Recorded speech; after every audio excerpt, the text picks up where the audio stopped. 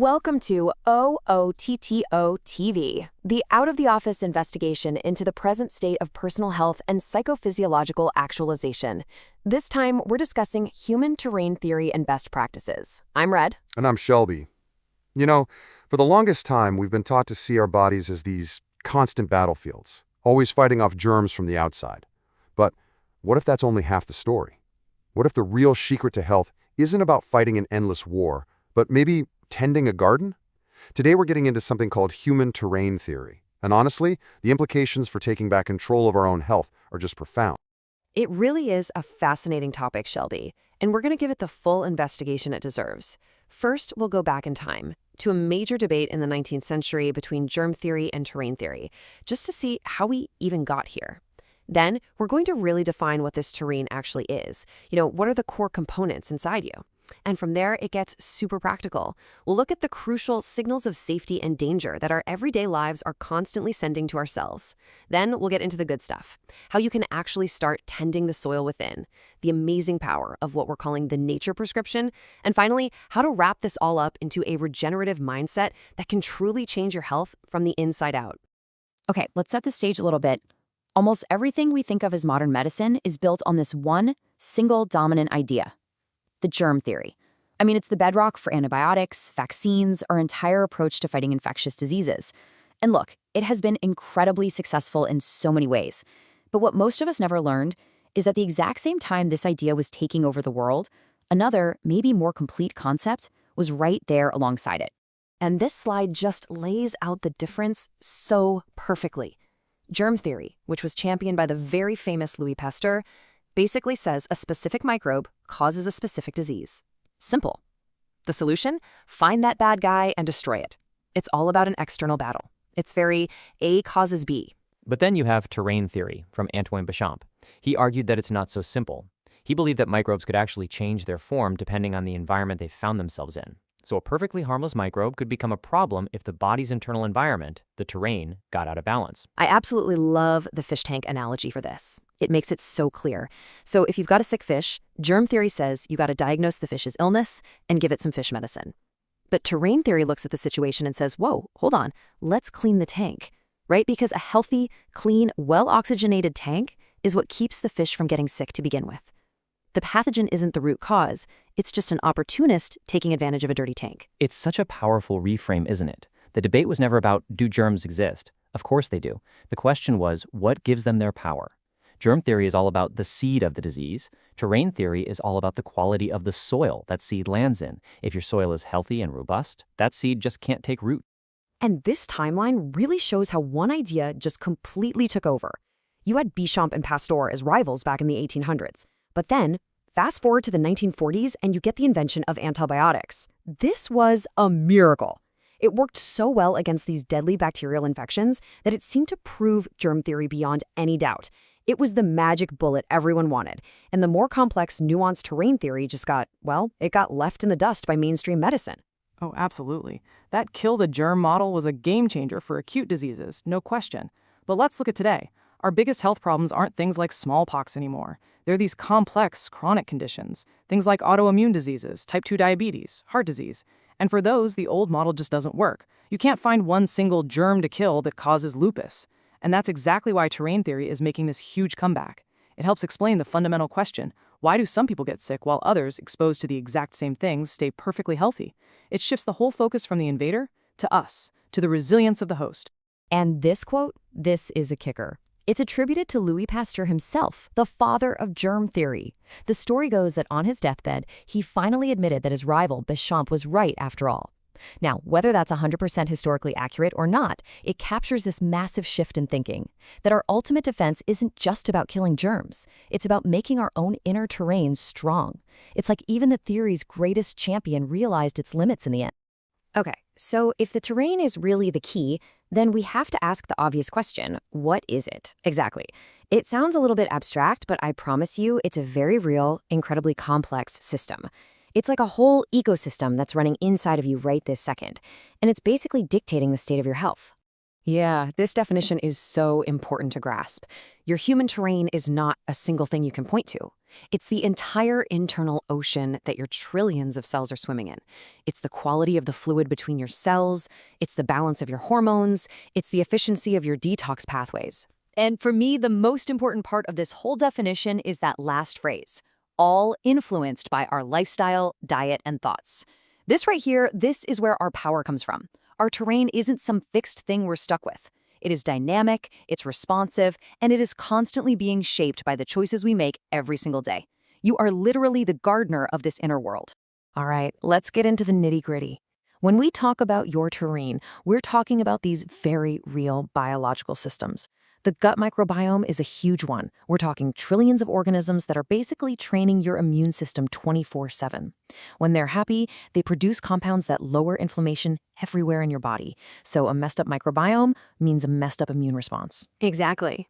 And then there's the immune system itself. Is it balanced and intelligent, or is it totally overreactive and confused, which is basically what's happening in autoimmunity? Then you have your detox pathways, your liver, your kidneys. They're like the Turian's waste management crew. If they get overloaded, toxins build up, and that creates this low-grade, simmering inflammation. It really all comes back to the environment your cells are living in. You're listening to OOT TV with research by author Paul Bulow. And if we go back to that garden analogy, it's just so perfect. You can't grow healthy plants in depleted, toxic soil that's full of weeds. These components on the screen, they are the measure of your body's soil quality. So that brings us to this really brilliant and practical framework from Dr. Catherine Clinton. How do we actually influence all those components we just talked about? Well, the idea is that everything we do, what we eat, how we move, what we think, it's all sending a constant stream of information to our bodies. These are signals that are telling ourselves one of two things. Either the world is safe and it's time to rest, repair, and regenerate, or the world is dangerous and it's time to sound the alarm, go on the defensive, and crank up inflammation. This is where the theory becomes so incredibly real and useful. Just look at those danger signals. Processed foods, chronic stress, not enough sleep. These are all messages that tell your body to turn on its defense systems. Think about chronic stress. It elevates your cortisol. Now, in the short term, that's fine, but when it's high all the time, your cells basically become numb to it, and that allows inflammation to just run wild. And then you look at the other side, the safety signals. Whole foods, being in a community, sunlight, good sleep. These are the signals that tell your body, hey, it's safe. You can focus on repair and growth. And I want you to notice how fear and anxiety are listed right there under danger signals. That's not just fluff. Your mental state is a direct biological signal to your terrain. And that right there is the absolute heart of a human terrain regenerative mindset. You have to understand that the human terrain regenerative theory suggests our body's health is connected to our thoughts, actions, nutrition, sunlight, fresh air, personal energy, and our clarity of alignment of our actions, words, and thoughts. It's not separate things. It's all one interconnected system. And this number, wow, this really puts the modern challenge into perspective. Our terrain isn't just dealing with mental stress or a bad diet anymore. It's also swimming in this sea of chemicals that it never evolved to handle. We're talking pesticides, plastics, heavy metals, artificial everything. 60,000. That's just staggering to think about. A lot of these chemicals act as what are called endocrine disruptors, meaning they mimic our own hormones and send all these faulty signals throughout the body, messing up cellular communication. This creates a massive, massive burden on our detoxification pathways, which is one of those key terrain components we mentioned. It really makes actively supporting our terrain not just a nice idea, but an absolute necessity in the world we live in today. So this really brings us to the most critical question of all, doesn't it? This is this so what of everything we've talked about. We've gone through the history, the theory, the components. We understand the signals. But what does it all mean for us in our day-to-day lives? How can a human terrain regeneration mindset actively affect our mental and physical health? This is the real pivot point, where we shift from just theory to genuine empowerment. Exactly, Red. And this next section is exactly that. It's the how-to guide. If we're going to accept that our terrain is the key to our health, then we need the best practices for taking care of it. These are real, actionable strategies that anyone, and I mean anyone, can start using to help detoxify their system, lower that simmering inflammation, and start to regenerate their terrain from the ground up. Okay, let's walk through this incredible toolkit from Dr. Ronald Hoffman. The first three are all about what you're putting into your system. Eating a diet of real, unprocessed food that's packed with nutrients, making sure you have all the key vitamins and minerals that your cells need to function, and actively feeding your microbiome with fiber and fermented foods. You're listening to OOTO TV with research by author Paul Bulow. And then the next three are all about what you manage and protect yourself from, reducing that toxic load from your environment, making restorative sleep a non-negotiable priority. That's when your brain literally cleans itself out, and moving your body every day. And movement isn't just about burning calories. It's essential for your lymphatic system, which is basically the sewer system for your terrain. That is such a key point, because understanding and identifying human terrain practical application in your daily choices for diet, behaviors, and medical care is critical to our physical and mental health and recovery from illness and injury. Every single one of these steps is a way to put this theory into practice. And let's zoom in on diet for a second, because the details really do matter. According to the Institute for Restorative Health, the kind of protein we eat can have a pretty big impact. A diet that's super heavy in animal protein can be hard on the kidneys and create metabolic waste that just burdens the whole system. And the point here isn't about being rigid or dogmatic, it's about finding a strategic balance. When you shift the emphasis a bit more towards varied plant proteins, things like lentils, nuts, quinoa, seeds, you not only lighten that load on your system, but you're also giving your body the building blocks for really powerful anti-inflammatory molecules. For instance, you get more arginine, which your body uses to make nitric oxide, and that stuff is fantastic for improving blood flow to every single cell. It's a direct way to help your terrain reset itself. So we've covered a lot of the foundational lifestyle habits, but let's ask an even more targeted question. If we want to go beyond just maintaining our health and actually start regenerating on a cellular level, what are the key elements for human terrain cellular regeneration? It's not just about what we stop doing. It's about the powerful, proactive things we can give our terrain to really spark deep healing. And this brings us to one of the most powerful and honestly most accessible tools we have, the nature prescription. And folks, this isn't just some feel-good idea about how nice it is to take a walk in the woods. There is hard, legitimate science showing that direct exposure to the natural world is a potent, validated way to improve the function of your immune system. It is a safety signal of the absolute highest order. Yeah, this slide is based on a big systematic review from the National Institutes of Health, and the findings are just incredible. Spending time in nature, what the Japanese call forest bathing, has real, measurable effects on your physiology. It literally increases the activity of your natural killer cells. These are your body's elite soldiers that fight tumors and viruses. At the very same time, it reduces inflammatory markers. It's like it turns up the good parts of your immune system and turns down the bad parts. And it gets even better. You're enriching your own microbiome by breathing in the diverse microbes in the air and soil. That's the biodiversity hypothesis right there. It lowers your stress hormone cortisol, which directly counters that danger signal we talked about. And get this, the simple act of breathing in a forest means you're inhaling these aromatic compounds released by trees, called phytosides, which have been shown to directly and positively interact with your immune cells. This is powerful, free medicine just waiting for us. And this brings absolutely everything full circle.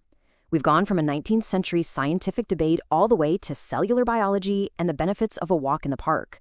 The final, and I would argue most important piece of this whole puzzle is adopting a new mindset toward your own health. It is. It's about making a fundamental shift from being a passive patient who just waits for a diagnosis and a prescription to becoming an active, empowered gardener of your own well-being. It is a shift from outsourcing your health to taking radical, joyful ownership of it. This really says it all, doesn't it? Human terrain regeneration aligns our bodies to a healthy environment for cellular growth, for both mental and physical success. This isn't about finding a magic pill for one specific symptom. It's about fundamental alignment. It's about creating an internal environment where your cells have everything they could possibly need to thrive, to communicate clearly, and to function at their absolute best. And when that environment is healthy, you're setting the stage for success that goes so far beyond just not being sick. The two are completely inseparable. A healthy, clean terrain directly supports a resilient, clear mind. And a calm, centered mind sends powerful safety signals right back to the terrain. It creates this amazing, upward spiral of well-being. Which leads us to our final, really big question for today's investigation. We've pretty clearly established the link between our terrain and our physical health. But can human terrain regeneration improve our mental health and critical thinking while supporting physical optimal performance? Can this approach truly elevate our cognitive function? You know, based on everything we've looked at, the answer has to be a resounding yes. When you finally understand that inflammation doesn't just make your joints ache, but that it's also a primary driver of depression and brain fog, well, it all clicks into place. You simply cannot separate the mind from the body because they are living and operating in the exact same environment, the same terrain. A toxic, inflamed terrain is always going to lead to a clouded, anxious mind. So as we wrap up, the most powerful insight here is that we have so much more agency over our health than we've ever been led to believe. It's not just about dodging germs. It's about building this resilient internal world that is constantly being shaped by our daily choices, our food, our stress, our community, even our thoughts. It's a move from a place of fear to a place of true empowerment. And adopting that regenerative mindset is really the key that unlocks it all. It's about consciously choosing to send your body more signals of safety through simple, practical actions day in and day out. Ultimately, what we have to realize is that a human terrain health mindset can be linked to an overall healthy mindset. When you tend to one, you are directly and profoundly benefiting the other. It really is the ultimate holistic model for health. And so we just want to leave you with this final, powerful question to really think about. Your body is your terrain. Are you just living in it, like a passive resident who's just hoping for the best? Or are you going to be its active gardener, consciously and lovingly cultivating the soil for a vibrant, resilient, and healthy life? The choice is all yours. Thank you for joining us on this Opus Apo 2 TV investigation. And happy gardening.